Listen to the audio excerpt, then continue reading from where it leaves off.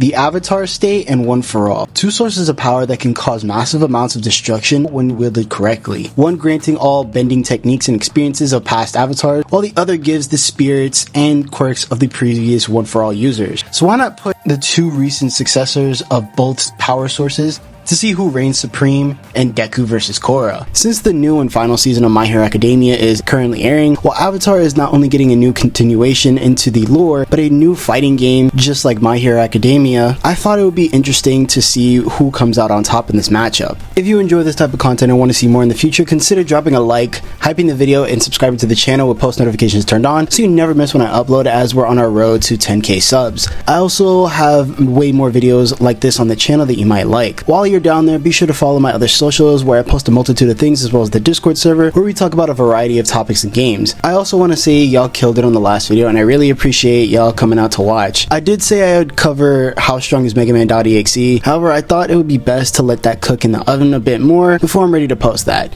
Anyways, with that being said, let's get into the video. The 8th and strongest user of One for All, Izuku Midoriya, is an opponent that shouldn't be underestimated at all, as this man in his own series becomes the strongest character by far at his peak. But just how strong is he actually? First things first, it's important to note that for obvious reasons I'll be using Deku with One for All and not his adult hero costume, if anyone was wondering, and spoilers for the ending of the My Hero series as a whole. With this, we know during the Vigilante arc, specifically in chapter 317, Deku states that he's either surpassed All Might or is able to go 100% like he could, and by the end of the series he's capable of killing people like Shigaraki, who stated in the data books to surpass Prime All Might, with Deku wanting to hold back to save Shigaraki like the true hero he is. In previous arcs, a weakened All Might is capable of creating tornadoes that change the weather, and his punches being strong enough to overpower a Nomu, who had a shock absorption quirk, in which if All Might was in his prime, he'd only need about 5 of them, making Prime All Might 60 times stronger in comparison. These feats would generate anywhere from 2.41 gigatons to 735.03 gigatons of TNT,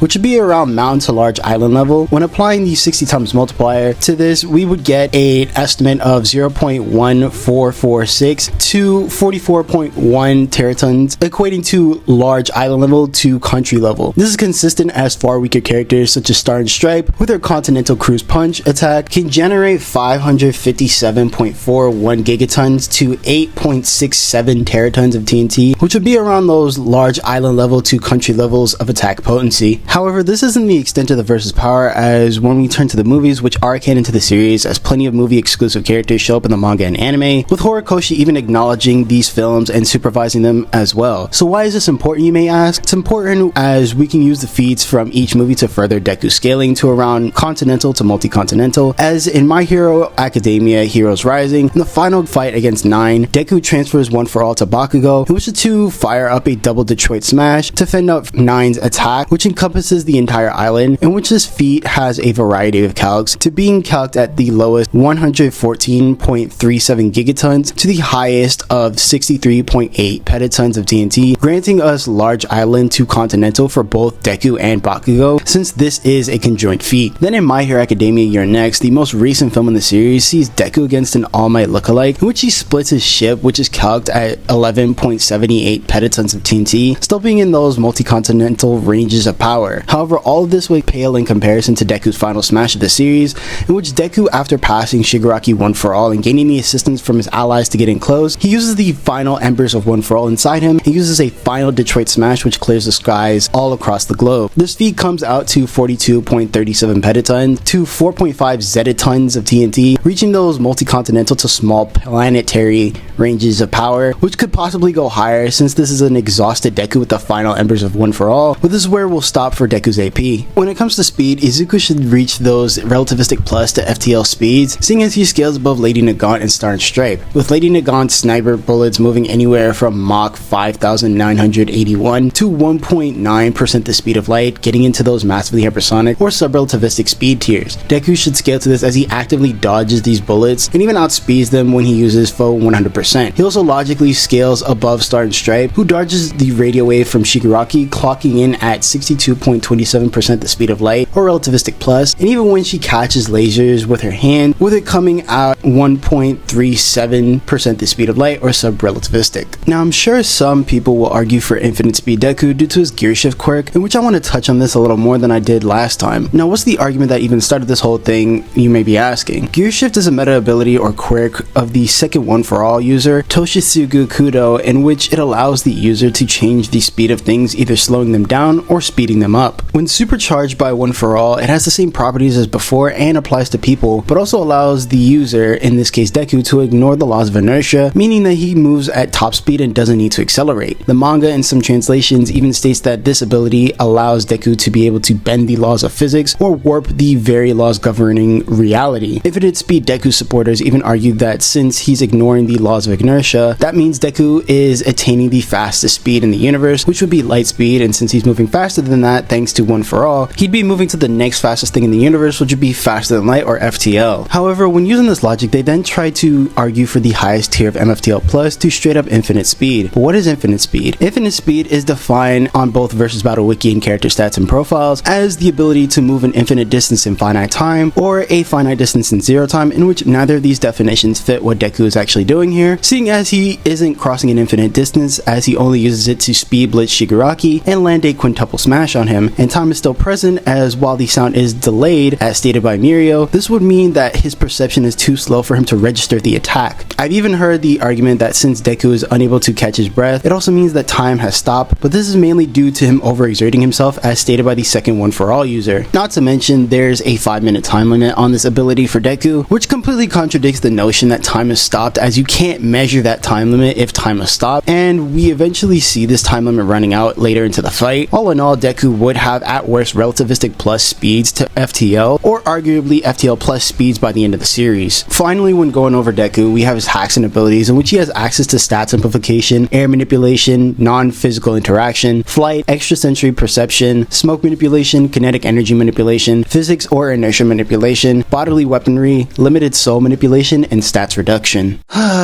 You know, making all these videos and working regular jobs tires me out dramatically, and I really need some fuel in my system, which is where the sponsor of this video, G Fuel, comes in. G Fuel is an energy company that contains less sugar than other energy drink companies, but doesn't sacrifice taste or efficiency to do so. Grossing a 4.6 out of 5 overall satisfaction rating, G Fuel is also partnered with your favorite VTubers, such as Project Melody and Ironmouth, which is a big plus for me as a massive VTuber fan myself. I recently partnered with them, and they sent me their blue ice or blue raspberry flavor alongside this G Fuel bottle to try it out. Now look at this man drinking that G Fuel. You want to know what's going on in this man's head? Let me just zoom in on his brainwaves to tell you really quick. Oh, that's that good shit! So click the link in the description below or use code YojoSenpai20 at checkout for 20% off your next purchase. It helps out the channel and I'm really excited to partner up with them. Thanks again G Fuel for sponsoring this video. Now let's get back into it. So after scaling Deku, how does Korra stack up to him in comparison? I'm aware of the hate Korra gets as a character along with the rest of the Legend of Korra, which causes her to be downplayed due to her less than impressive showings in comparison to the previous avatar Aang. However, I'd argue in her avatar state, she's much more experienced than Aang, having all of his experience as an adult alongside the experience of the previous avatars combined. This doesn't necessarily make her the strongest in terms of energy output, simply based on the fact that she's the current user of the avatar state, at least before Avatar 7 Heavens comes out to completely contradict this. But we can move on as this further gets thrown out the window as Korra loses her connection to her past lives in her fight with Unalaq, but this doesn't make her weaker by any means, as the past lives aren't necessarily power brews like how the One For All users work in My Hero. Instead, it makes her less skilled since she can't pull from the past to help her out, since the avatar state draws from the power of Rava herself and not the past lives, as is stated that Rava gives the avatar their power and their purpose. Avatar Roku even makes this interesting claim that in the avatar state you are your most powerful but also at your most vulnerable, which is shown in Avatar The Last Airbender, where Aang is powering up into his avatar state and gets sniped by Azula's lightning bending on some Android 17 type deal,